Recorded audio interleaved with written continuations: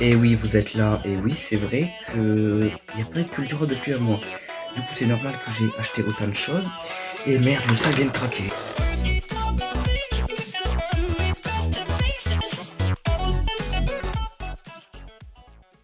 Salut à tous. Aujourd'hui, on est là pour un culturol de toute l'année 2020. Du coup, du mois de janvier à décembre. Du coup, il va y avoir beaucoup de choses. Alors, déjà, on commence avec la première chose que j'ai acheté de l'année, du coup, c'est le jeu du maître. Alors, le jeu du maître, déjà, c'est un roman que j'ai terminé il y a, je dirais, un mois ou deux.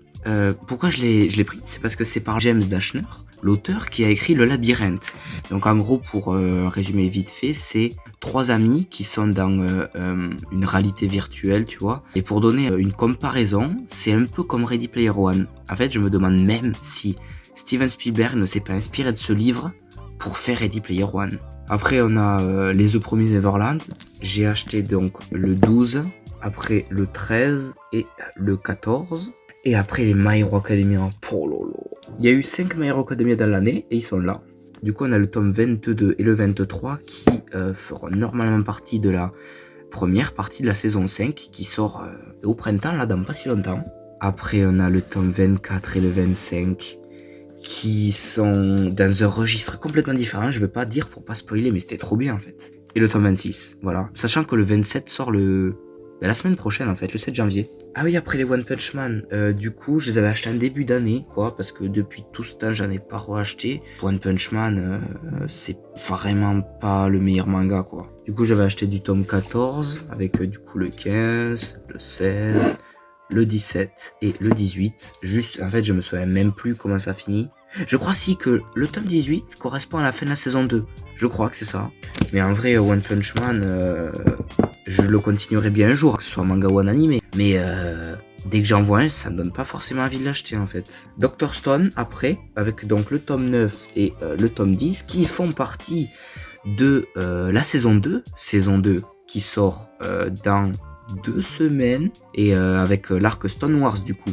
Et là, je me rends compte que dans une semaine, il y a The Promised Neverland saison 2, et dans 2 semaines, Dr. Stone saison 2. Si on compte en parallèle la saison 4 de l'Attaque des Titans, là il y a une bonne dose d'animé. Encore des mangas avec Demon Slayer, tome 3 et 4, voilà. Et après des romans, parce que ça fait du bien des romans quoi. Oula, j'avais pas vu ça. Quand on compare les pages de Harry Potter 4 et de Miss Peregrine 2, c'est pas pareil. Les couvertures, c'est celle-là, voilà, j'ai la nouvelle édition d'Harry Potter. Harry Potter 4 que j'ai fini hier, voilà, et c'était excellent. Putain mais c'est beaucoup mieux les livres que les films. Déjà parce que c'est J.K. Rowling qui a écrit son univers, tu vois, dans les livres. Alors que les films, c'est pas J.K. Rowling qui les a fait. Donc forcément que le réalisateur, il connaît moins de choses de cet univers. Et juste pour ça, putain, lisez les livres, quoi. Et après, Miss Peregrine tome 2, que je n'ai toujours pas lu. Mais même si j'avais lu le 1. Et après, oui, Magazine Films, le 39, avec quelques posters, comme par exemple celui de Jumanji 3, qu'on voit là. Et après les autres, on les voit pas. Mais ils y sont quoi. Mad Max Fury Road que je n'ai pas vu parce que il faut que je vois les premiers en fait qui sont sortis avant les années 2000 je crois. Ah oui, après on a pas mal de mangas, entre autres One Piece tome 10 et Naruto tome 7. Death Note. Alors du coup j'ai acheté le tome 9 et le 10. Death Note, c'est un manga en 12 tomes. J'ai acheté le tome 11 et 12, donc je connais la fin de Death Note. Déjà, juste pour parler de ça, c'était incroyable. C'est un chef-d'œuvre. Il y a plus de dialogue que de dessin en fait, mais c'est pas un problème parce que c'est un manga où il faut avoir 900 de QI pour tout comprendre. Et du coup, pour revenir au tome 11 et 12 que j'ai lu, je les ai mis dans un sac. Il y avait une gourde. La gourde s'est ouverte. Vous connaissez la suite. Il n'y avait pas que ces 2 tomes, il y avait aussi le tome 14 de My Hero Academia et le jeu du maître. Bon, le jeu du maître, c'est celui qui a rien eu, parce qu'en fait, il a juste quelques petites pages mouillées, mais c'est rien. Alors que Death Note et My Hero Academia, tu pouvais pas les brûler tellement ils étaient trempés. L'attaque des titans. Tome 30 et tome 31. Donc il y a eu la vidéo là, sur la review des tomes 30, 31. Et le 32, bon je le montre maintenant, hein. Hop, que j'ai eu aussi. Je sais pas quoi dire, j'ai même pas les mots en fait, parce que ce manga, c'est un chef-d'œuvre. encore plus haut que Death Note. Hein. Même si j'ai eu moins de plaisir à lire le tome 32, je ne saurais pas forcément dire pourquoi. Déjà, donc là, il y a la saison 4 avec un épisode par semaine que je regarde. Et quand on y pense que là, donc le tome 33, il sort le 1er avril. Et le tome 34, c'est le dernier de l'attaque des Titans. Pour rester avec l'attaque des Titans, j'ai acheté Lost Girl. Donc c'est un spin-off concentré sur Annie. Alors pour pas spoiler, cette histoire se passe entre le tome 5 et 6 à peu près par là. Et c'est intéressant de découvrir plus de choses sur Annie. Après Black Clover, les tomes 9 et 10, voilà. Vigilante My Hero Academia Illegals, le tome 6 et le tome 7. Même si je les ai pas forcément aimés parce que une fête dans My Hero Academia c'est pas forcément le sujet le plus intéressant, mais bon. Assassination Classroom, tome 12 et 13, voilà, c'était pas mal. En fait, je sais pas pourquoi je dis ça parce que je m'en souviens plus ce qu'il y avait dedans. Lock and Key, tome 1. Je sais pas si vous avez vu la vidéo. Il y a un an à peu près, j'avais fait une vidéo, une review sur les tomes 1 à 6 de Lock and Key, juste avant que la série Netflix sorte. Et je les avais lus, tu vois, dans une bibliothèque. Et là, j'ai acheté le tome 1 et il est vraiment beau, hein. Toujours un magazine Films avec le tome 40. Et comme poster, alors on le voit pas très bien, mais ici, là, il y a celui de Black Widow et j'arrive pas à montrer avec mon doigt. Là, ici, là. Ah oui, les livres Marvel. Donc, il y a le tome 98. Miss Marvel Kamala Khan qui aura droit à sa propre série sur Disney+. Et oui. Après, il y a Silk, un personnage de l'univers, de l'univers Marvel, mais plutôt dédié à celui de Spider-Man. Et après, on a Spider-Gwen, toujours pareil. Et Jean Grey, donc des X-Men. Jean Grey qui est donc le tome 101. Et j'ai arrêté mon abonnement en fait des livres Marvel. Je le continuerai un jour, enfin je me procurerai les tomes qui me restent. Mais pour l'instant je l'ai arrêté, tu vois, donc je les reçois plus. Après encore un Films, du coup cette fois-ci c'est le 41, voilà. Et j'ai les posters que j'ai pas encore accrochés. Alors il y a celui sur Mort sur le Nil, la suite du crime de l'Orient Express, avec toujours Hercule Poirot, voilà. Et celui sur Mulan, je pense plutôt mettre Mulan, parce que derrière il est pas forcément extraordinaire. Hein. Après on a The Kingsman, le préquel à la saga Kingsman en fait. Et James Bond Mourir peut attendre. Après là je suis un peu déçu, vous allez voir pourquoi, parce qu'en fait, ce poster de Black Panther, je l'ai déjà eu. Ou ici. Le poster d'Avengers Infinity War, en fait, derrière, c'est exactement le même que celui de Black Panther. Après, c'est normal, parce que comme il n'y a pas eu de nouveaux films à cause de la pandémie, pas de nouvelle affiche du coup, et donc ils sont obligés de se recycler comme ils peuvent, et après, derrière, il y a Akira. Et pour finir, là, pour le coup, je suis content, parce que j'ai une affiche super belle avec un film que j'adore, c'est Pulp Fiction, elle est magnifique. Et derrière, il y a celle de Tenet. Alors là, on attaque que j'ai acheté à la Fnac pendant le mois d'août, quoi, pendant les grandes vacances. Même si du coup, les grandes vacances ont duré 6 mois, mais c'est pas le sujet du coup. Et vous allez voir, là déjà, on a Fairy Tail. Cet été, je me suis plus concentré à acheter donc Fairy Tail, One Piece et Naruto, les 3 plus grosses licences entre guillemets que j'ai toujours pas fini de lire. Et du coup j'en ai acheté pas mal. Fairy Tail du tome 14 au tome 22. Bon, je vais pas montrer les couvertures parce que ça va être trop long sinon. Mais c'était très intéressant. Même si bon du coup l'univers de Fairy Tail, en fait t'as du mal à le prendre au sérieux. Parce que même s'il y a des enjeux et que un personnage risque de mourir, les situations des personnages et leur personnalité fait que tu sais qu'ils s'en sortiront toujours et tout. Donc c'est pour ça que Fairy Tail c'est pas forcément mon manga préféré. Bien que les histoires tu vois elles soient intéressantes avec les Aura Sensei et tout. Là, ils arrivent dans le monde parallèle. Du coup, voilà, c'est juste les personnages qui dénaturent l'œuvre un peu. Ça y est, je vais faire de la philo. Demon Slayer, j'ai acheté le tome 5 et 6 qui suivent du coup les tomes 3 et 4 que j'avais acheté. Fire Force, et c'est là que j'ai commencé à adorer. Donc le tome 5 et 6. Sachant que donc c'était l'année dernière, j'avais acheté le tome 3 et 4. Et là, j'ai commencé à me dire... Mais en fait, je loupe quelque chose. Fire Force, c'est vraiment trop bien. J'ai acheté ces 2 tomes. C'était encore trop bien. Alors, je me dis qu'en animé, ça va être incroyable. Dr. Stone, tome 11. J'ai aussi acheté 2 tomes de Black Clover, à savoir le 11 et le 12. Et là, on attaque les One Piece. Mais il n'y en a pas beaucoup. Donc, du coup, j'ai acheté du tome 11 au 15. Et du coup, ouais, j'en ai acheté que 5. C'est un peu dans le même délire que Fairy Tail. Sauf que... Même si les personnages, parfois, ils dénaturent l'œuvre, encore une fois, mais t'es quand même attaché à eux. Les situations, elles sont bien trouvées grâce aux fruits Gum et tout. Et c'est trop bien, en fait, j'adore. Alors avant de continuer avec les mangas, j'ai acheté 5 DVD, comme à chaque fois. The Greatest Showman, que j'ai vu, et de manière, il y a les 28 critiques, donc dedans il y est. Après, il y a Midsommar. Comparé à ce que les gens disaient, je m'attendais à un truc bien. J'ai pas trouvé ça extraordinaire. Hein. Après, il y a Forrest Gump, un film que j'ai vu 3 fois, jamais en entier. Et John Wick 3, Parabellum, du coup, que j'ai vu, pareil, dans mes critiques, il y est. Et le Saint Graal,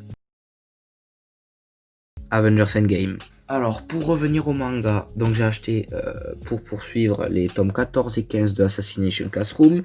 Du coup, il m'en manque pas beaucoup. Il me manque le tome 16, 17, 18, 19, 20, 21. Il m'en manque que 6 et j'aurai fini Assassination Classroom. Après, on a un manga que j'ai envie de brûler, voilà, que j'ai envie de découper. Samurai 8. Je l'ai acheté parce qu'il était d'occasion, parce que sinon j'aurais jamais acheté cette merde neuf. Non, en vrai, je crache dessus, mais je suis pas le seul à le faire. Du coup, c'est le même auteur qui a fait Naruto.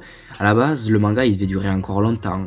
Mais il s'est arrêté au tome 5, parce que le succès n'était pas au rendez-vous. L'univers est pas mal, mais il n'y a pas trop d'explications, tout se passe vite, c'est cliché et tout, donc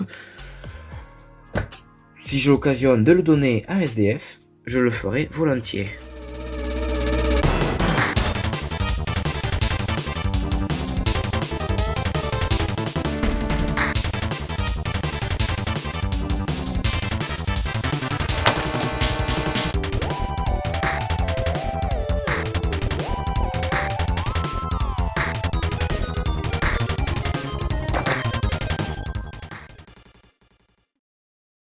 Kingdom, tome 1. Il fallait bien que je commence parce que tout le monde en parlait en bien. J'ai aimé ce tome 1. Alors à voir ce que réserve la suite, mais en tout cas j'ai pris beaucoup de plaisir à lire ce tome 1, même si bon le dessin il est pas incroyable, mais sinon ça a l'air pas mal. Et après on a The Promised Neverland, tome 15. Et pour finir avec les mangas, j'ai acheté des Naruto. Naruto du tome 8 au tome 19. Et vous voyez qu'il manque un trou entre là. En fait, j'ai pas trouvé le tome 13 là-bas. Du coup, je l'ai acheté plus tard. Il est là, le tome 13. Et du coup, ça fait que j'ai tous les tomes du 8 au 19. Ah oui, et j'ai oublié de le préciser, mais tous les mangas que j'ai présentés là depuis tout à l'heure, je les ai tous lus. Et du coup, pour finir ce que j'avais acheté cet été, il y a 3 pop. Celle de Izuku Midoriya, voilà, avec son costume. Celle de Wonder Woman. Bon, c'est pas la meilleure pop que j'ai, mais elle est là, quoi. Et Theon Greyjoy, putain, je suis trop content, ma première pop Game of Thrones, c'est Theon Greyjoy. Donc après, j'ai acheté 2 mangas, Dr. Stone 12 et The Promised Neverland tome 16. Après, j'ai eu, et là je suis content, hein, les Harry Potter, les romans. Du coup, il y a le tome 5, l'Ordre du Phénix, 1000 pages. Après, Le Prince de Sang Mêlé, donc le 6ème, et le 7ème, Les Reliques de la Mort. Alors il me manque du coup le 8ème qui est la pièce de théâtre, là, l'Enfant Maudit. Et j'ai oublié d'en parler tout à l'heure, quand je parlais d'Harry Potter, du coup Harry Potter, le 4, je me suis surpris parce que en 3 semaines je l'ai lu, alors qu'il faisait 800 pages. Et donc là j'ai envie de lire beaucoup plus de romans. Mais là ce que je vais faire c'est les Harry Potter, je vais les lire avec le tome 5. Bon 1000 pages ça va être long, hein. Je pense pas le lire en un mois mais on va voir. Mais bien sûr avant de commencer ces romans, ce qui me donne le plus envie c'est de lire des mangas. Parce que qu'est-ce qui manque après tout ce que j'ai montré? C'était Noël, donc je suis allé à la FNAC comme chaque année. Et j'ai acheté trop de mangas, mais tant mieux en fait, il en faut toujours plus. Alors déjà on commence avec les pop, comme tout le temps. Alors là cette année je me suis dit, au lieu d'acheter des pop, je m'achèterai pas des mangas. Au final non, puisqu'elles sont là, voilà. En fait celle qui m'a tapé dans l'œil, c'est elle. The Mandalorian avec Grogu. Et du coup, bon après j'ai vu Dumbledore, je l'ai acheté. Et pour compléter le trio, j'ai Captain Marvel, voilà, de Avengers Endgame. Pareil aussi, du coup, je me suis dit, est-ce que je me concentre plutôt sur les mangas? Et est-ce que je n'achèterai pas de DVD? Au final, j'en ai acheté. Il y a 2 chefs-d'œuvre de 2019, Parasite et Joker. Spider-Man Far From Home. Et ça, 2. Alors, bien que je l'ai pas aimé, comme vous l'aviez vu dans ma critique sur le film, et bien quand je revois les scènes, c'est gore et ça fait flipper en vrai. Du coup ça c'était 4 films que j'avais déjà vus mais je les ai achetés en un DVD quoi, et celui-là, donc Retour à Zombieland, que j'étais pas allé voir au cinéma et que du coup ça va être l'occasion de le voir. Et là on attaque les mangas. Alors on continue avec les Fairy Tail. Là du coup tout à l'heure j'avais du tome 14 au 22, là c'est du 23 au 30. Et tous les mangas que j'ai achetés à la Fnac du coup d'hiver, on va dire c'était hier, hein, j'y suis allé hier. Et bien du coup j'ai pas eu le temps de les lire en fait en un jour. Là, ce que je veux faire, c'est vite finir One Piece et Naruto, parce que j'en peux plus de me faire spoiler de partout. Je connais tous les morts, tous les événements et tout. Donc vivement que je finisse ces 2 mangas. Et Fairy Tail, je me presse pas trop, tu vois, parce que je me fais presque jamais spoiler. J'ai acheté Black Clover tome 14. Alors je m'étais arrêté au 12 et j'ai pas trouvé le 13. Donc bon, je l'achèterai bien évidemment. The Promised Neverland tome 17. Il y aura une vidéo là prochainement, une vidéo sur The Promised Neverland.